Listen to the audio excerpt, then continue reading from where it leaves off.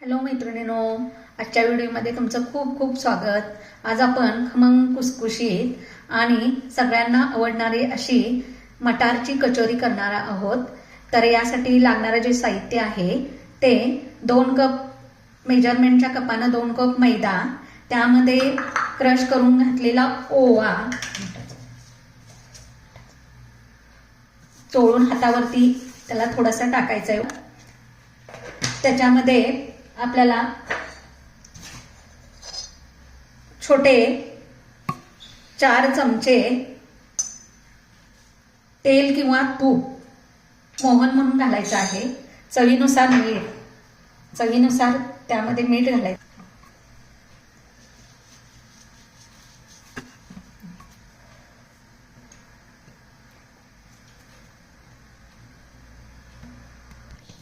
हे सगळं मिश्रण यामध्ये मैद्यामध्ये घातल्यानंतर हा मैदा हाताने एकसारखा चोळून घ्यायचा। जे आपला असा घट्ट असा डो तयार झालेला आहे, तो आता आपण या ठिकाणी 10 मिनिटांसाठी झाकून ठेवूया। त्यानंतर कचोरीसाठी लागणारे जे सारण आहे ते आपण या ठिकाणी तयार करत आहोत। त्यामध्ये आपण 1 वाटी मटार घेतलेले आहेत। त्याच्यामध्ये 2 किंवा 3 तुम्हाला तिखट जर आवडत असेल तर हिरवी मिरची टाकायची आहे। त्यात 1 इंच आलं टाकायचे आहे आणि 4 ते 5 लसूण पाकळ्या टाकायच्या आहेत। 4 ते 5 लसूण पाकळ्या याच्यामध्ये टाकायच्या आहेत।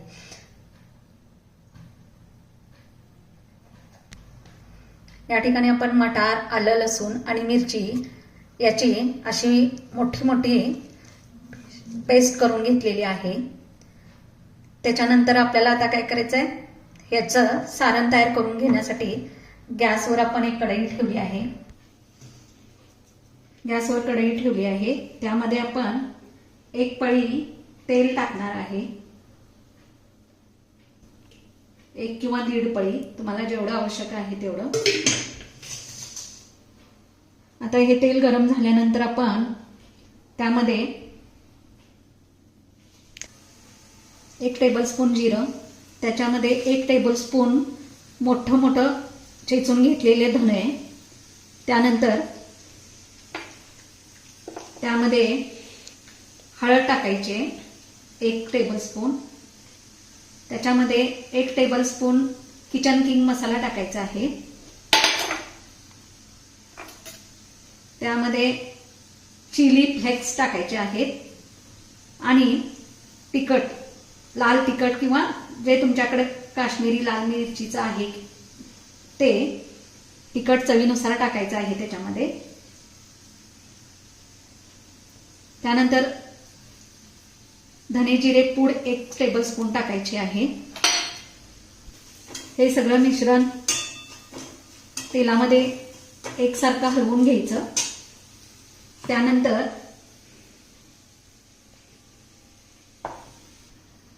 हे सगळं एकजीव झाल्यानंतर त्याच्यामध्ये 1 टेबलस्पून बेसन घालायचं।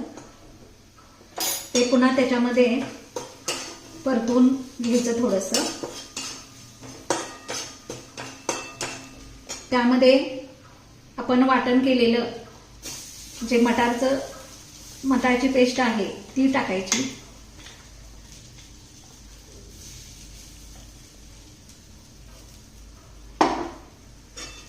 ते त्यामध्ये एकसारखी परतून घ्यायची।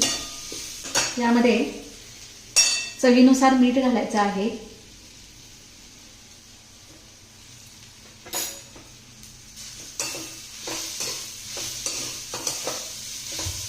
चवीनुसार मीठ घालायचं त्याच्यामध्ये। आणि हे मिश्रण तयार झाल्यानंतर जो आपण बटाटा शिजवून घेतलेला आहे तो यामध्ये असा बारीक करून घालायचा आहे। यामध्ये 1 बटाटा आपण बारीक करून घातलेला आहे। पुन्हा ते सगळं मिश्रण एकजीव करून घ्यायचं। या ठिकाणी बघा तुम्ही बटाटा आणि जी आपण मटारची पेस्ट केलेली आहे ती सगळी याच्यामध्ये एक 5 ते 6 मिनिटं जे सारण आहे ते परफेक्ट असं तयार झालेलं आहे. आपलं हे सारण तयार आहे. त्याचे आपण काय करायचे, छोटे छोटे असे गोळे करून घ्यायचे. छोटे छोटे असे गोळे करून घ्यायचे. तुम्ही साईजनुसार तुमच्या पद्धतीनं करू शकता. एका कढईमध्ये तेल गरम करण्यासाठी ठेवले आहे. आपण जो मैद्याचा डो तयार करून घेतलेला होता तो आता चांगला एकसारखा मऊसूत झालेला आहे. आता याचे आपण काय करायचे, छोटे छोटे गोळे करून घ्यायचे. आपण या ठिकाणी एक जाडसर लाटी तयार करून घेणार आहोत. सारणाचा गोळा ठेवायचा आहे. आपण जसे मोदक करतो तसं हा सारणाचा गोळा घातल्यानंतर त्याला चारी बाजूनी पॅक करायचा आहे.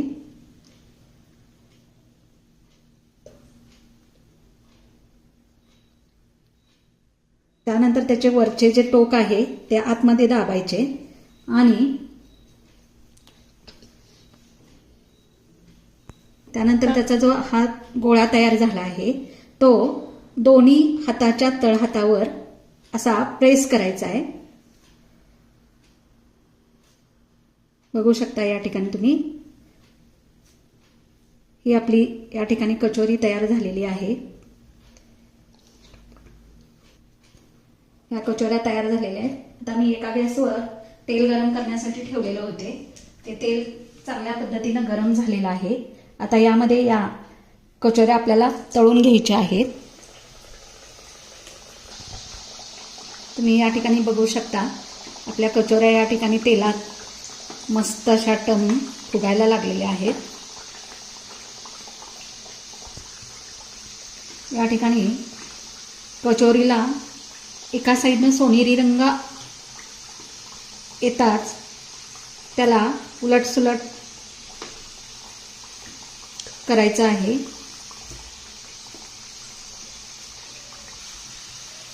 तुम्ही या ठिकाणी बघू शकता आपली कचोरी सोनेरी रंगावर तळून तयार झालेली आहे.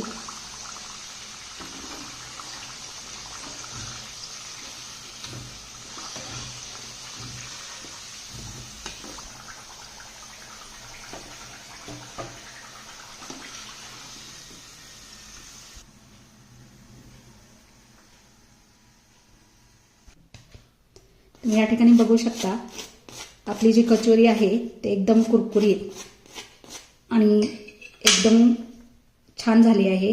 या ठिकाणी तुम्ही त्याचा आवाज ऐकू शकता. अशा रीतीने आपली झटपट मटार कचोरी तयार झाली आहे.